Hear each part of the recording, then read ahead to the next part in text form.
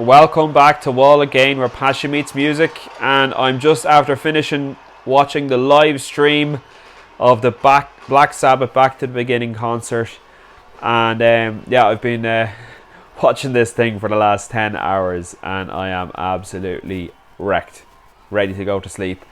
But I just said I'd come on and give a quick recap on the two sets that we didn't cover yet. That was the set by Aussie Osborne and a set by Black Sabbath. It's been an amazing day, to be honest. Some fantastic performances, great to see collaborations between different musicians, plenty of rock and roll, plenty of metal. It was absolutely brilliant to witness all this, and the live stream, I think, was all in all pretty much a success. They had some glitches here and there on it, and some of the artists had little errors here and there, but that's to be expected on a live stream. I thought it was an amazing event, an amazing experience, to be honest, for the full day. Definitely worth the payment of €40, even though I know it was probably available out there on dodgy sticks and whatnot. So I'm just going to go through the Aussie Osborne set list. So he started off with a performance of I Don't Know. Then he went on to Mr. Crowley. And one thing I noticed was from the start, it sounded really good. His voice sounded really, really good. Almost too good. But like, fair play. He still made it up there. He was still able to get up there with the band and do his thing. And I think that was like that. That's really the achievement of this whole night, and of this whole day, that the guys were able to make it on stage together and perform these sets. But I wouldn't be surprised if some of the Aussie Osborne, particularly the vocals, was recorded maybe a couple of months back, and then it was just kind of matched up with visuals from today, or maybe there was a lot of mixing and editing done in the few hours between the delay from when it was played live and then posted on the live stream on the Back to the Beginning website. So I think just listening to Ozzy in recent years, he has struggled to sing, and I think I wouldn't be surprised if there was some help there. But still, it was great to see him and great to see his band. So we had obviously then Mr. Crowley's Suicide Solution and a version of Mama I'm Coming Home, which was great, and they finished with Crazy Train. So it says here that the band for him was Tommy Clufitos, Mike Inez, who I don't think Mike was actually the bassist. I think someone else played bass, I'm not sure who. Adam Wakeman on keys, and of course Zach Wilde on guitar. So that was Ozzy Osbourne's band. But to be honest, I did note to one of my friends, I said it looked like a live DVD. We were getting a full master DVD version of all these songs. It was very slick, very well produced, and I just wouldn't have been surprised if there was pre-recorded vocals and pre-recorded instrumentation, which was mixed and mastered for this event today for Ozzy Osbourne's band.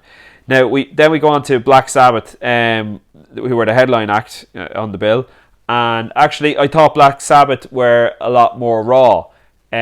Certainly the three musicians in the band, Tony Iommi, Bill Ward and Geezer Butler, I thought they were very raw. War Pigs was a little bit out of time. There was times when the three musicians weren't really synced with each other. And that again, these guys are all in their late 70s, so fair play to them for getting on stage. It was great to see them all playing, and it shows that performance, anyway, certainly from an instrumentation point of view, was definitely live, because there was warts and all. There was loads of parts there in War Pigs where they really, really struggled. But look, they finished out the song and it was great. NIB was next. Geezer Butler obviously leading that with the bass, and then Bill and Tony joined them. I thought that was amazing. That was a great performance of that song, one of my favourite Black Sabbath songs. But again, like, Ozzy's voice sounded really, really good, and again, I would kind of question whether it was fully live or not. But I have to hand it to whoever edited this and put this together did a fantastic job, because even though it was hard to pick out where the cut-ins were, and certainly every time Ozzy put his mouth to the mic, his lips were in sync with what was coming through the speakers. So they did a fantastic job putting this together. It really was a great spectacle visually from a live stream point of view, but I would love to have heard what it sounded like in the stadium. Anyway, following NIB, they played Iron Man with an extended outro, and that was absolutely fantastic.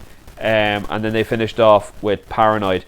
So yeah, I thought it was absolutely brilliant. I thought Black Sabbath set was fantastic, and Aussie set was also fantastic. But look, that's what we were here to see. We were here to see those guys getting on stage for the last time, and I suppose bringing the curtain down on a fantastic career. But I think with the big thing with Black Sabbath is they've had such an influence on the world of heavy metal and on guitar players and drummers and bass players and singers, and that's the big contribution they have had to music. And I think it was important to celebrate Black Sabbath today. And all in all, I know there were some points, like Guns N' Roses was certainly a low point. I think Axl Rose was not great at all. Some of the super groups were a little bit flat as well, but there were standout moments from Metallica, standout moments from Gojira. They were absolutely brilliant. I thought Lamb of God ripped the place up as well. It was a great day in music, and something I won't be doing for a long time again. 10 hours of just watching a live stream. It's good fun, but like there's other things in life, so I don't know if I'll be doing this again in a hurry, but certainly if another live stream comes around, maybe next summer, I might consider doing something like this again. So listen guys, thanks very much for following throughout the day. If you haven't subscribed to the channel, please do. I greatly appreciate it. I want to get my numbers up to 10,000. I'm also looking to reach the next milestone of my watch hours, so please watch all my videos. If you go into my page, you'll find plenty of videos, discussions, album reviews, guitar playing, all that good stuff on all rock and metal and prog and various different types of music. So subscribe to the channel, hit the like button, leave a comment, let me know what you thought of the Black Sabbath Back to the Beginning concert. Were you a big fan of it? Did you think it lived up to the hype? Was it worth the money for the live stream? If you were there, please let me know as well in the comments. I would love to hear from people who were there. What was it like experiencing this firsthand in Villa Park? I would also love to hear from you guys. But that's it for me for now. I can't really talk anymore. I can't really think anymore. I'm absolutely wrecked, really, really tired, and I need to go to bed. So I will talk to you on the next one. Bye for now.